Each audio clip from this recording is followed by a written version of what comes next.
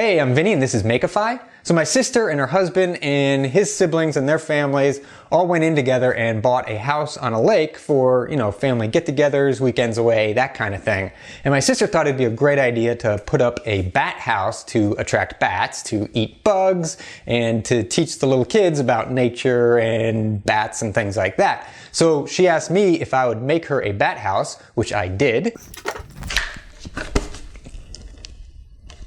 I made this thing, and I'm going to show you how I did it. I made the bat house from 3 pieces of wood. A 1/4 sheet of 1/2 inch exterior grade plywood, a 1/4 sheet of 3/8 inch exterior grade plywood,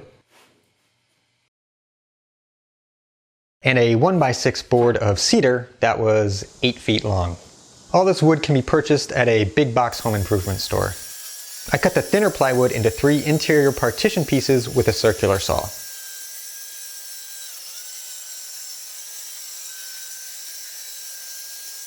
The table saw would have been a lot easier, but I don't have one. You could also use a hand saw.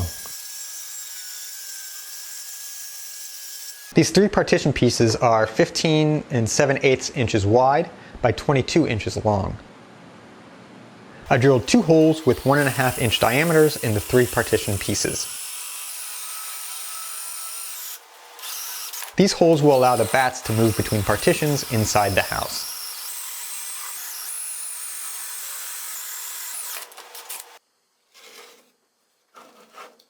I cut the thicker plywood into 4 pieces: a roof, a back piece, and 2 front pieces.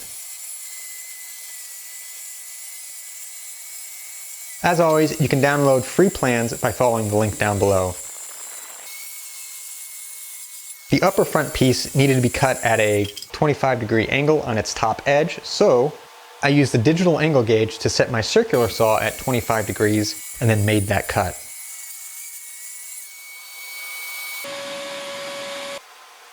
The back edge of the roof also needed to be cut at 25 degrees, but I decided to make that cut on my bandsaw because the roof is not very wide and I didn't think it was safe to cut it with my circular saw.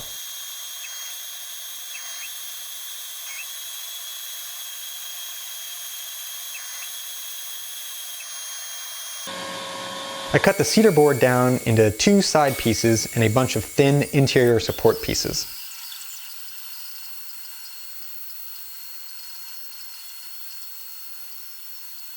I used a combination of my circular saw, bandsaw, and a handsaw to make these cuts.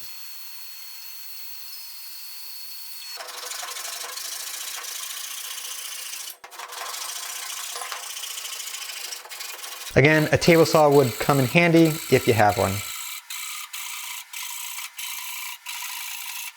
2 of the pieces are roof support pieces and needed to be cut at 25-degree angles, which I did on my bandsaw.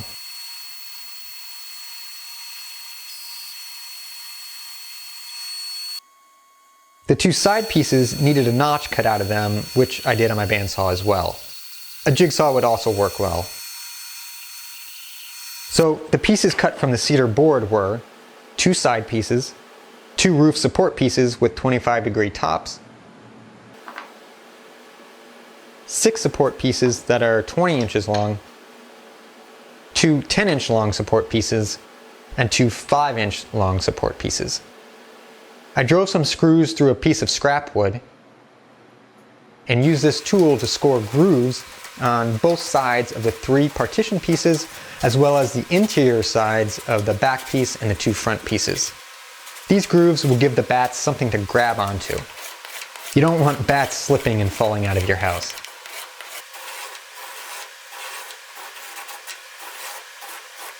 I tried to space the grooves about 1/4 to 1/2 inch apart and made sure there were plenty of grooves that ran horizontally.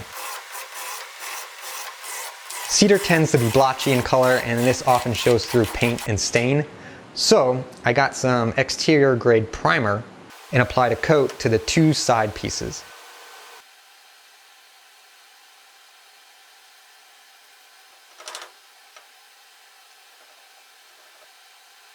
I got some waterproofing stain and sealer, like the kind used on wood decks, and applied 2 coats to all the pieces of wood. You can use paint on the exterior surfaces, but paint tends to clog the little grooves on the interior pieces, so stain is a better option for those. Choosing the right color is very important in determining the success of a bat house. The colder the climate, the darker the color should be.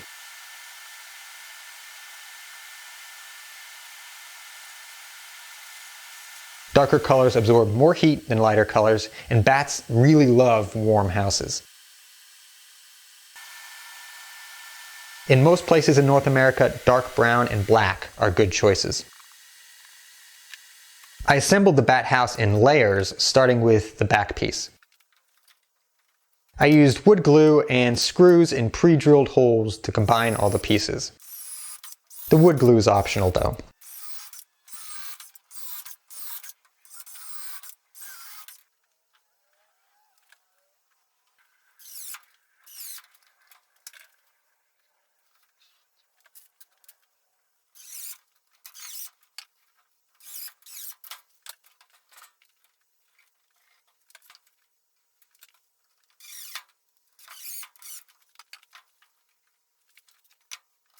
I use 3 kinds of screws.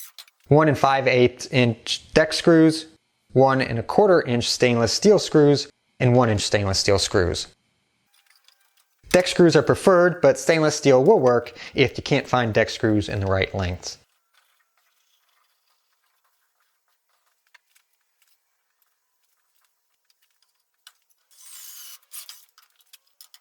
It's important that the pointy ends of the screws aren't poking through the wood where bats might be injured by them.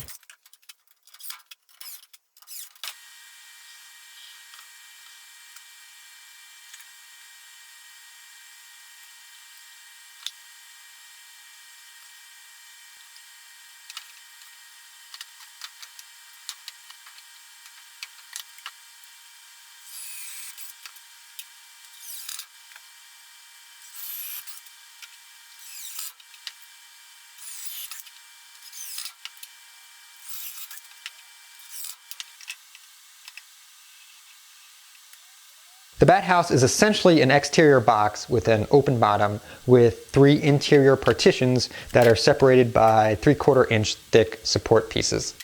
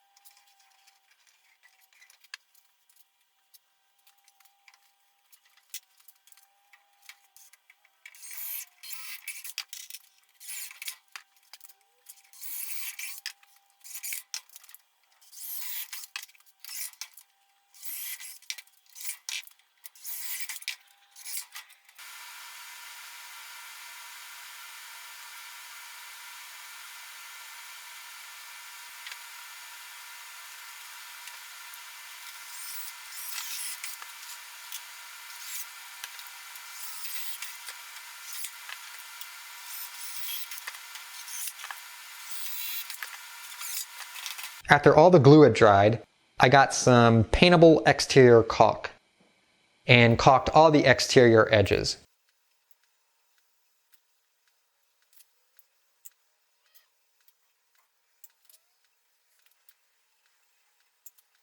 Turns out bats hate a drafty house.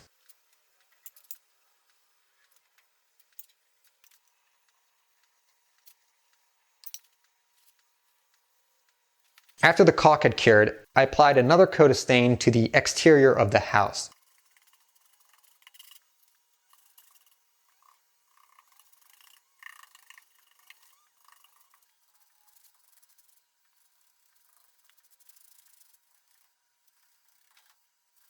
The house is usable at this point, but I went a little further and got some black asphalt roofing shingles.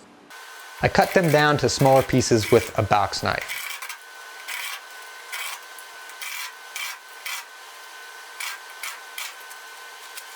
The shingles will help protect the box and help it absorb and retain heat.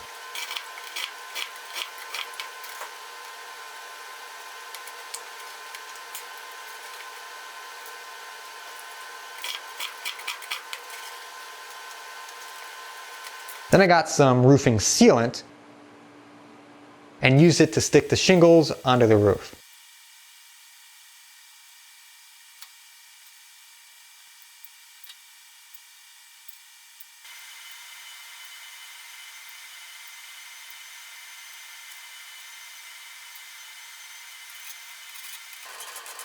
After the sealant had cured, the bat house was finished. So I'm really happy with the way the bat house turned out. I think it looks good. Hopefully the bats will like it and it'll attract a bunch of bats. If you're interested in making a bat house for yourself, you can follow the link down below to the plans I used. If you want more information, a lot of people have put in a lot of work determining what makes a good bat house. Size and shape obviously are important, color is really important, and where you hang the bat house is really important. So if you want to learn more, I have links down below to a bunch of good information. I hope you liked this video. If you did, give it a thumbs up. You can also subscribe to keep up to date with my newest videos. I also have a second channel, Makeify 2, where I do more behind the scenes and vlog type videos. I'm also on Twitter at Makeify1, and if you really like the things I do, you can check out my Patreon page and you can get some perks. I'd like to thank my top Patreon supporter, Michael Thomas. He is awesome. And I'd like to thank you for watching. All right, let's do it. Hey, I'm Vinny and this is Makeify. My sister and so she asked me if I would build her a bat house, and I did. Man, that was almost good. So I have links down below where you can find all that dang it. Oh man. Figuring out what makes a bat. Things like the size and shape obviously are important. The color is also really important. And dang it. What am I going to say? So if you want more information, I have links down below where you can check out some great information. I am saying information too many times.